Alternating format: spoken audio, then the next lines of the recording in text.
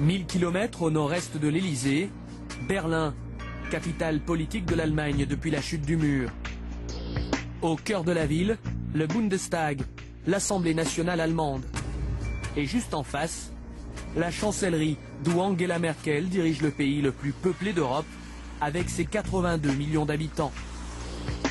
Siège du pouvoir, ce bâtiment ultramoderne est l'équivalent de notre palais de l'Élysée.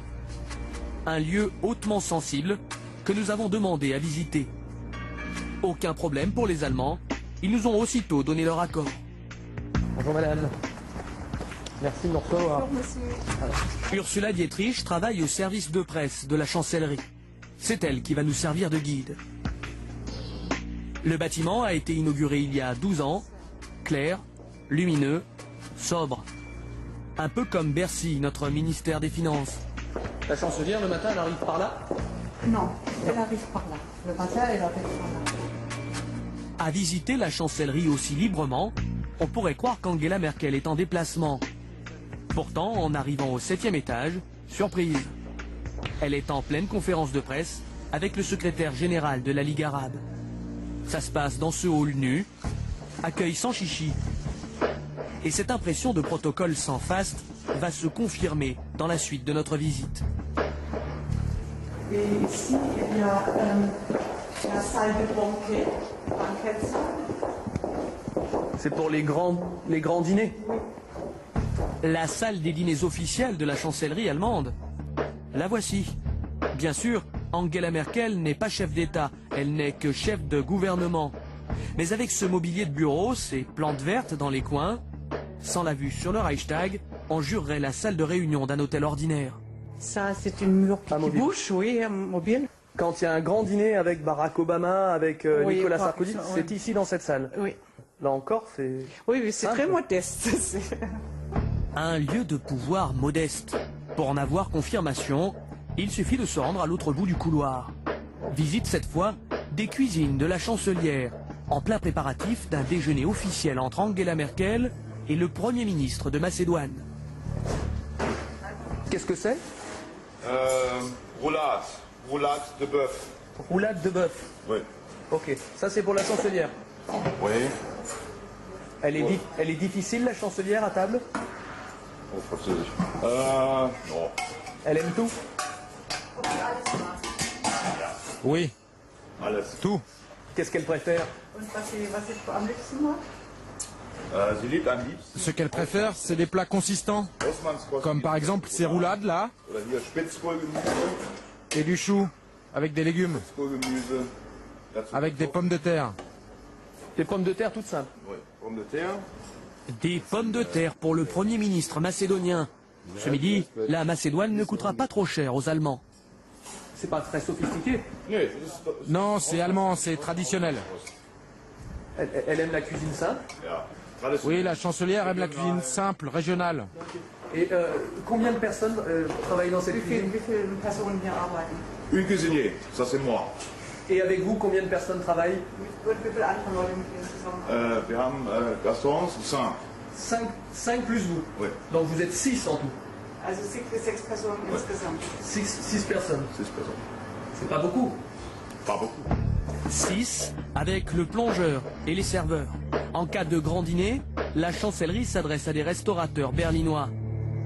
À l'Élysée, 35 cuisiniers sont présents à l'année. Notre guide va nous le confirmer. Ici, il y a beaucoup moins d'employés qu'à la présidence française. Et il y a combien de personnes qui travaillent à la chancellerie? Environ 500. 500 salariés contre 900 rue du Faubourg Saint-Honoré. C'est 400 employés de moins pour 20 millions d'habitants en plus. Pour illustrer cette différence, en toute transparence, notre guide nous propose à présent de découvrir le centre névralgique du pouvoir allemand. Voici la salle du Conseil des ministres, juste en dessous du bureau de la chancelière. Là encore, la différence avec Paris est saisissante. Il n'y a qu'à compter les fauteuils autour de la table. 1, 2, 3, 4, 5. Chaque mercredi, autour de la chancelière, 15 ministres, 3 secrétaires d'État. En France, depuis 1962, la moyenne est de 35 ministres et secrétaires d'État par gouvernement. C'est 2 fois plus à Paris qu'à Berlin. Durant toute notre visite, d'autres exemples comme celui-ci vont nous interpeller. Alors, nous avons demandé à la chancellerie un tableau des dépenses afin de pouvoir comparer poste par poste avec l'Élysée. Ce rapport, la chancellerie nous l'a remis sans ciller. Merci beaucoup. Très bien. Et les salariés, ils mangent... Transparence à Berlin, alors que pendant des années en France, c'était loin d'être le cas. L'opacité était même la règle. De Gaulle à Chirac, en passant par Mitterrand, Pompidou ou Giscard, jamais l'Élysée ne justifiait de ses comptes. Ni budget, ni contrôle. Le château était un trou noir dans les dépenses publiques. Rien n'était trop beau pour un palais vitrine de la France. Le premier jour à l'Élysée, La visite de l'Élysée nous ayant été refusée, l'entrée des huissiers, c'est avenue de Marigny. nous sommes allés sur le site internet de la présidence. Bonjour monsieur, vous êtes attendu? On y trouve ce petit film très bien fait. Veille à faire bonne Il impression. met en scène l'accueil d'un nouvel employé au palais. Bonjour, sois le bienvenu au Palais de l'Élysée. Nous sommes ici dans la première maison de France. Tu dois bien comprendre que, aux yeux des visiteurs étrangers ou français, tu représentes le prestige de la France et de la République. Dans ce petit documentaire, il est beaucoup question de grandeur. Au nom de ce rayonnement, l'Élysée revendique son luxe comme un miroir de l'excellence française. Et effectivement, sur ces images de la salle des fêtes en plein préparatif d'un dîner d'État, on note comme un contraste avec la salle à manger de la chancellerie allemande. Côté cuisine, les 35 toques de la présidence sont à pied d'œuvre pour la France. Les volailles pour ce soir, donc ce sont des chaussons de volaille de Bresse aux truffes. Tu les as cuits combien de temps, Yana? Ça fait 18 minutes qu'elles sont au four. Mais combien coûte cette vitrine du savoir-faire français? Depuis son élection, Nicolas Sarkozy a décidé de jouer la transparence sur les comptes de la présidence. L'Élysée est désormais soumis à un double contrôle. La Cour des comptes surveille ses dépenses et l'Assemblée nationale vote son budget. C'est là que nous retrouvons René Dosière, un député apparenté PS. Il est l'un des meilleurs connaisseurs du budget du château. Avec lui, nous allons confronter les chiffres de la chancellerie allemande à ceux que lui a fournis la présidence française. Première comparaison, les parcs automobiles. La chancellerie allemande dispose de 27 véhicules. Alors là, l'Élysée nous dit 105. 105 voitures. 105 voitures. Il y a même, assez curieusement, un véhicule USA. Renault Velsatis, Citroën C6, Peugeot 607. En tout, 23 berlines haut de gamme, mais aussi des dizaines d'autres véhicules et même des scooters. Au total, le garage de l'Élysée, c'est 78 véhicules de plus qu'à Berlin. Comment on explique une telle différence? Parce que l'habitude s'est faite en France, à l'Élysée comme dans les cabinets ministériels, que les membres du cabinet, directeurs, chefs de cabinet, etc., bénéficient d'une voiture, d'un chauffeur. Seconde comparaison, les déplacements des deux dirigeants. Alors là, par exemple, pour les voyages de la chancellerie, Oui, il y a une rubrique ici, voyage professionnel en 2011, 385 000 euros, 385 000, oui, plus voyage de la chancelière, 600 000 euros, oui. et enfin une dernière rubrique, 130 000 euros. Quand on additionne tout ça, 1,115.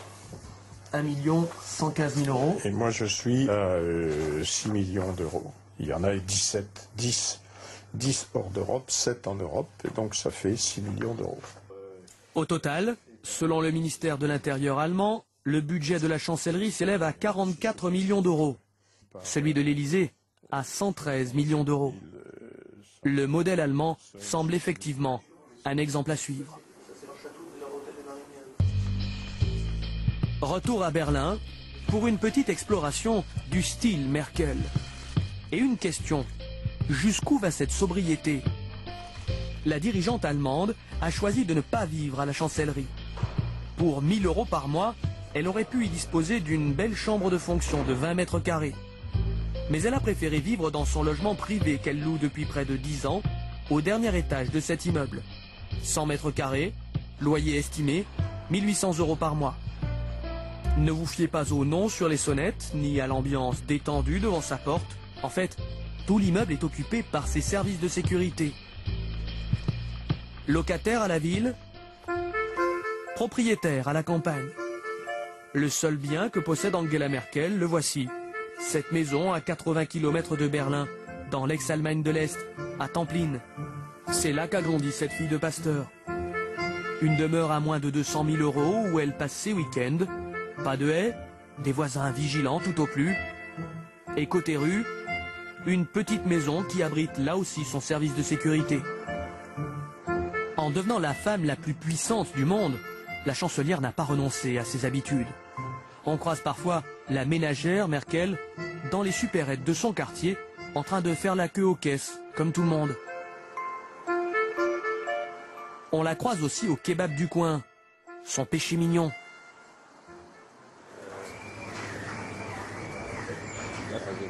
Elle vient là quand elle a du temps, c'est irrégulier. Eh, c'est mon sandwich là. Elle fait attention à sa ligne? Non. Depuis toujours, elle prend systématiquement des kebabs. Elle est complètement normale. Vraiment une personne complètement normale. Cette simplicité, la base du style Merkel. Un fonds de commerce même selon certains observateurs de la scène politique allemande, comme le professeur Sabine von Oppeln. Politologue à l'université de Berlin, elle enseigne aussi à Sciences Po Paris.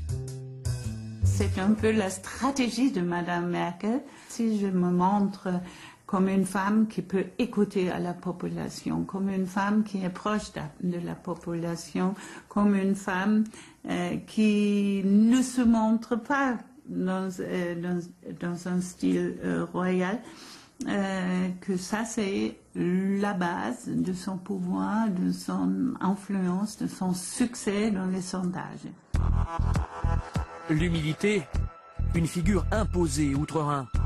Car les Allemands ne tolèrent pas les dirigeants politiques trop clinquants. Encore moins quand il est question d'argent public.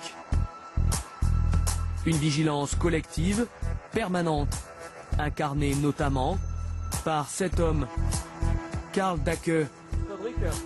Il est le président de la puissante association des contribuables allemands. Qu'est-ce que c'est ? Ça, c'est le compteur du contribuable. Il montre la dette publique qui se creuse seconde après seconde pour l'État et pour les régions allemandes. Grâce aux 300 000 membres de son association, Karl Dacke pèse lourd dans le débat politique. Là, c'est moi en photo, face à l'ancien ministre des Finances. Sa force de frappe, des pétitions nationales comme celle-ci contre le financement de la dette grecque, 60 000 signataires. Quand on a remis toutes ces pétitions aux parlementaires, la police était sur les dents. On n'a eu que 2 minutes pour les déposer. Dans l'arsenal de M. Dacke, ce magazine aussi tiré à 400 000 exemplaires, presque autant que Le Point ou L'Express en France. Dans ses colonnes, il dénonce les élus dispendieux et, si nécessaire, porte plainte. Les politiques nous craignent comme le diable craint l'eau bénite. Ils nous craignent particulièrement quand nous découvrons leurs excès et que nous les publions et que nous demandons publiquement qu'ils soient punis. Alors quel regard porte-t-il sur le coût de l'Élysée pour le contribuable français ? Nous lui avons montré à lui aussi le résultat de notre comparatif entre les budgets de la présidence à Paris et de la chancellerie à Berlin. Et voici sa réaction. Peut-être qu'en France, vous avez besoin de cette représentation du pouvoir. Peut-être que ça vient de votre grande histoire, avec Napoléon notamment. Votre pays a adopté ce style de pouvoir fastueux, ce rayonnement. Mais pour l'Allemagne, ce serait tout simplement impensable. Plus économes les Allemands, plus intransigeants aussi. Le dernier à en avoir fait les frais, c'est lui, Christian Wulff, le président de la République, rien de moins. En Allemagne, sa fonction n'est qu'honorifique. Pourtant, les journalistes ne l'ont pas épargné. Sa faute ? Avoir menti dans ses fonctions en omettant de signaler un prêt accordé par l'épouse d'un riche homme d'affaires. Rien d'illégal, mais la presse a découvert aussi un train de vie jugé choquant. Des séjours dans de grands hôtels, des vacances dans cette station d'Italie, ou même une grande fête pour son élection, le tout payé par des entrepreneurs. Il y a 2 semaines, le président de la République a dû démissionner. Mesdames et messieurs, il ne m'est plus possible d'exercer en Allemagne ou à l'étranger mes fonctions de président de la République. Christian Wulff a depuis été remplacé. Le nouveau président allemand est un pasteur.